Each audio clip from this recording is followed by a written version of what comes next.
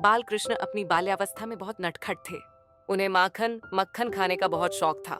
गोकुल की हर ग्वालिन अपने घर में बड़े जतन से माखन तैयार करती थी, लेकिन कान्हा और उनके सखा किसी भी घर में चुपके से घुसकर माखन चुरा लेते और आनंद से खाते। उनकी इस नटखट लीला के कारण उन्हें माखन चोर कहा जाने लगा। कृष्ण और उनके सखाओं की शरारतें।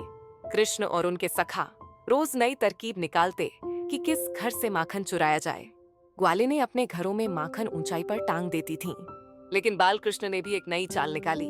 वे अपने दोस्तों के साथ पिरामिड बना लेते और ऊपर चढ़कर मटकी फोड़ देते। माखन गिरते ही सारे बच्चे उसे खाने लगते और कुछ बचा हुआ बंदरों को भी खिला देते। गोपियों की शिकायत गोपियां कान्हा की इन शरारतों से परेशान थीं। वे रोज यशोदा माता के पास शिकायत करने जाती। मैया, तेरा लल्ला तो बहुत नटखट है। वह हमारे घर आकर सारा माखन चुरा लेता है।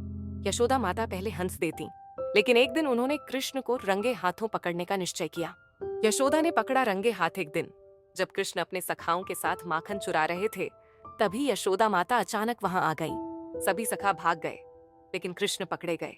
यशोदा ने पूछा, कान्हा, तूने माखन खाया? कृष्ण मासूम बनकर बोले, मैया, मैंने कुछ नहीं खाया, ये तो बंदर खा गए। लेकिन उनके होठों पर माखन लगा था। ये देखकर यशोदा मुस्कुरा पड़ी और कान्हा को हल्की सजा देने के लिए उनकी कमर में रस्सी बांधने लगी। उल्टी लीला। दामोदर रूप। जब यशोदा कृष्ण को बांधने लगी तो रस्सी हर बार छोटी पड़ जाती। जितनी बार वे नई रस्सी जोड़ती, उतनी बार और रस्सी छोटी ही हो जाती। यशोदा माता को पसीना आने लगा।